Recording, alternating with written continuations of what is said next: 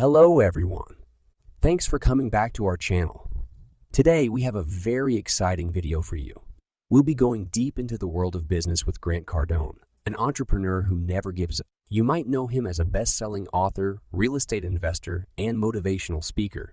But in this video, we focus on his amazing story on the TV show Undercover Billionaire, where he had just 90 days and $100 to start a $1 million business from scratch. In this show, we'll talk about the most important business lessons Grant Cardone used to do what seemed like an impossible thing. We'll talk about the methods he used, the way he thought, and the steps he took to beat the odds and turn $100 into a thriving, successful business. So get ready for some major knowledge bombs as we reveal the secrets behind Grant Cardone's $1 million journey. Let's get started. You got to show up no matter what. You are able to fix your mistakes if you keep going or show up, as Grant calls it. Everything in life is attainable if you work hard enough. Never quit. You are able to fix your mistakes if you keep going or show up, as Grant calls it. Everything in life is attainable if you work hard enough. Third rule, money is useless until it is used. People say that cash is king, but Grant feels that cash is trash, and he is correct in most cases. He believes that you should use your cash to generate more cash. Having cash flow is more essential to him than having cash itself.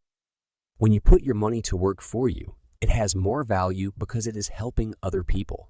Creating value is the most important thing for a business to do. This is true not only when investing money, but also for Grant himself, as he tells Matt Smith on their first meeting. I know if I can add value to the people here, the rest will come. Promote, and then promote. Promotion, communication, and the skill to sell will assist you in convincing people.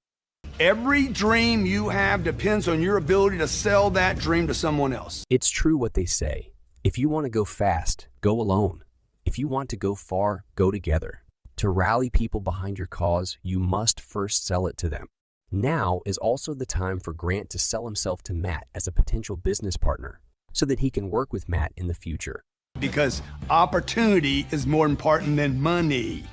The results will pay me later. During the campaign, Grant discusses why it is critical to promote your product, even if it is the best available. Best known always beats best. It doesn't matter whether your product is the best on the market. Your prospect needs to know that you have something he or she wants. You may have the best product, but that does not guarantee sales. If you don't promote yourself, your competitor with a larger audience but worse goods has higher sales, cash flow, and will beat you over time. Now that the campaign has been a success, Grant offers yet another bit of wisdom.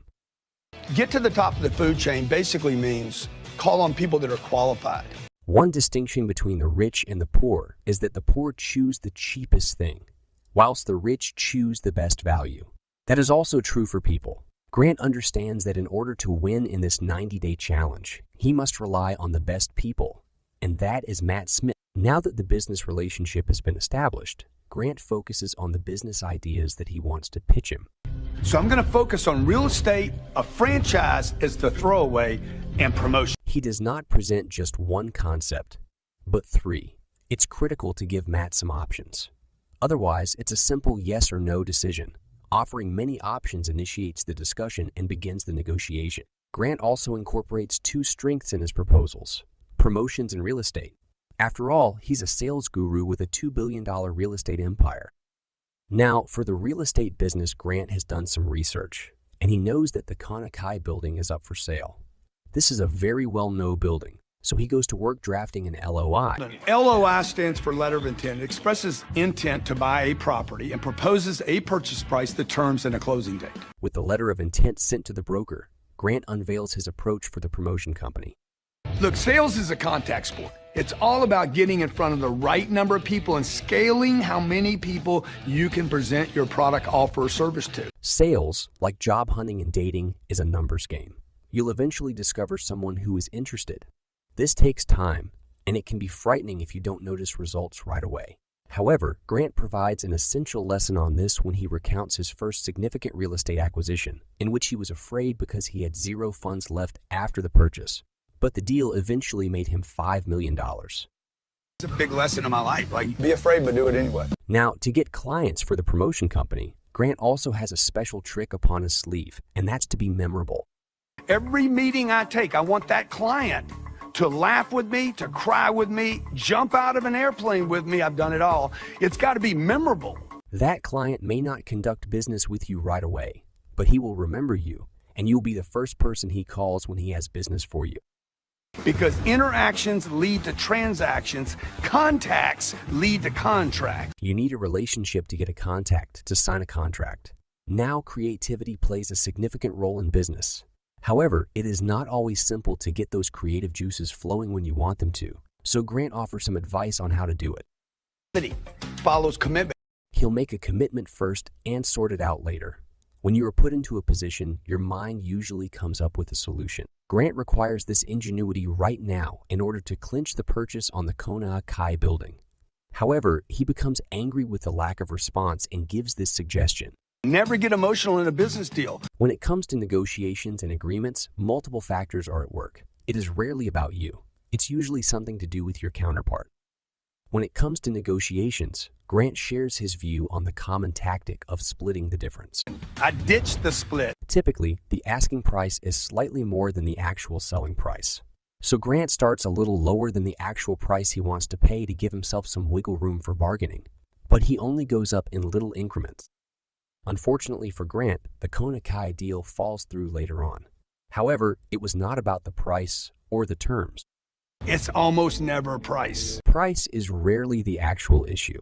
In this case, Grant pushed too hard for the sale.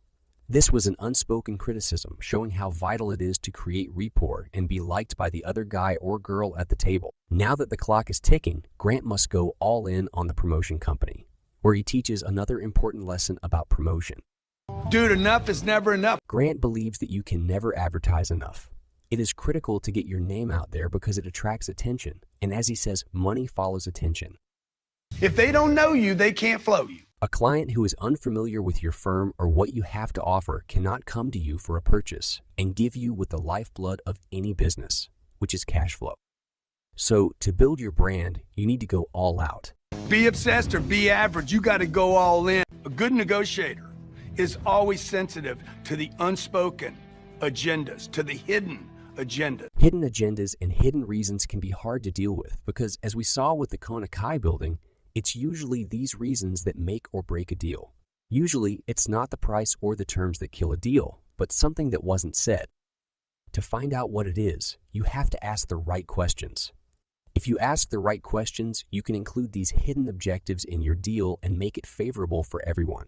Fortunately, Grant and Matt strike an agreement on their collaboration and begin looking for a building to house the company's employees. They finally decide on the oldest building in Pueblo after examining several others.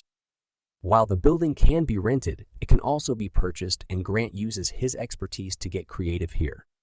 Don't go to the banks. You don't need to go to the banks first because They essentially purchase the building through a lease option. This allows Matt to first lease the building and then purchase it. This provides him instant control over the building, and with a fixed purchase price, he can begin improving the building's value, which sweetens the deal for him. When you go to the banks, you must go through a lengthy process that can last many months, during which time you have no influence over the building. Now that they have their building under contract, Grant has a great idea for their grand opening. I say party for profits. The Party for Profits idea is a great way to use your business's big opening party as a way to get the word out about the new business. People come to your party to celebrate and praise you, but it's also a great time to meet new people and close new deals. Your potential customers are already in the door. Now all you have to do is convince them that your business is worth their time and money. Even if their businesses are doing well right now, that doesn't mean they will do well tomorrow. Don't settle for success. You might have gotten lucky, but when the wind is in your sails, you should keep going because you never know when a storm will hit. Now is the time to grow your business and build up your savings so you can weather the storm and grow while others shrink. This will give you a competitive edge. You can keep going and keep showing up so you can throw truckloads of bricks into the Grand Canyon while others are just throwing bricks. Like throwing a brick into the Grand Canyon, it ain't gonna accomplish nothing. Life is a game of doing the same thing over and over again. You might get lucky once, but most good things take time. Rome wasn't built in one day. Neither was Arnold Schwarzenegger's physique or Apple's trillion-dollar business. Now, Grant knows this is also true for his business. He knows he needs to build his team so that they can do the work when he's gone. Train to sustain. If you want to have a business and grow it, you need to hire the right people and train them to do your work so you can focus on building the business instead of keeping it up and running. That's the difference between working in the business, which is just like having a job, and working on the business. Now it's time for the final business lesson from Grant. You can't buy love, but you can sell. If you're passionate about what you're doing, the service or product you're selling, your customer will notice. He'll probably say, "Damn, if it's that good, I want some." This is important for moving and convincing people in sales and in life in general. Now that Grant has put all of these business lessons and rules to use, he's been able to go underground and build a $5 million business in 90 days. Check out the link in the description if you want to learn more about Grant's ideas about business, money, and life. Thank you for watching and hope to see you next time.